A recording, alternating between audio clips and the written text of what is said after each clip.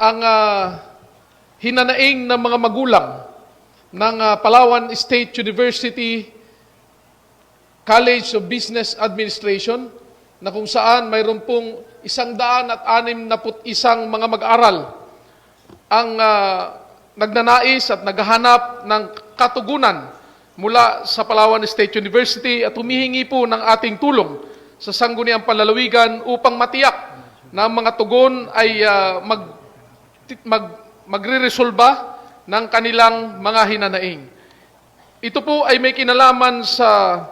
naudlot na biyahe na tinatawag na educational field trip ng mga mag-aaral mula sa kursong Bachelor of Science in Hospitality Management, Bachelor of Science in Economics, at Bachelor of Science in Financial Management sa ilalim po ng College of Business Administration na kung saan mayroong 161 na mga mag-aral na magtutungo sana sa Danang, Vietnam sa isang study tour, Ginoong Tagapanguna. Ngunit, hindi po ito napayagan ng pamunuan ng Palawan State University sa inilabas na resolusyon bilang 72 series of 2025 na nagdidisapruba ng biyaheng ito sapagkat maraming kakulangang mga dokumento. Wala po sanang problema sa disapproval kung ang mga gawa o mga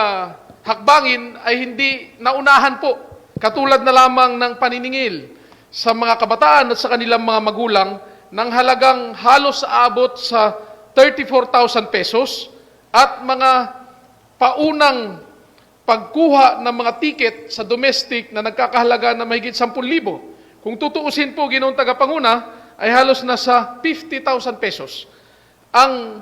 inipon, ginastos ng mga magulang para po sa paglalakbay na ito. Ngunit, hindi po natuloy. Ang kasamaang palad, nakolekta na po halos ang para sa reservation at international tickets na nagkakahalaga, kung hindi ako magkakamali, ay nasa 34 to 35,000 pesos. Ito po ang inirereklamo ngayon ng mga magulang na tumungo sa opisina ng inyong lingkod kahapon, na kung saan ay humingi sila ng ating tulong upang mapanagot. Kung hindi man, ay dapat maibalik yung mga kapirahan na kanilang ginugol sapagkat ito po'y kanilang pinaghirapan. Marami pong mga magulang sa Southern Palawan ang nagbenta ng kanilang mga ari-arian, mga kalabaw, mga baka para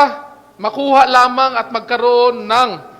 pambayad sa kanilang mga anak na nag-aaral sa mga kursong nabanggit upang makakuha ng mga mahusay na grado at makapasa sa mga kurso na kung saan pumailalim doon sa magiging paglalakbay o educational trip sa Danang, Vietnam. Kaya po, Ginoong Tagapanguna, nais ko pong tugunan natin ang kanilang hinanaing at alam ko po, nagkaroon na rin ng investigating team ang Palawan State University. Kaninang umaga po ay tumawag sa akin ang Pangulo ng Palawan State University, si President Ramon Docto, upang mapag-usapan ng mga bagay na ito. At isa po sa mga pagtitiyak niya, ayon sa aming usapan sa telepono, ay matugunan at maibalik kung sakasakali yung mga ibinayad ng mga magulang. At hindi lang po yun ang ating pakay. Isa sa ating mga pakay ay maging maayos na kung anuman yung mga kurso na mayroong mga educational field trip at hindi na maulit yung bagay na ito, Ginoong Tagapanguna. Ito po isang reklamo na kung saan magiging mahusay na mga pulisiya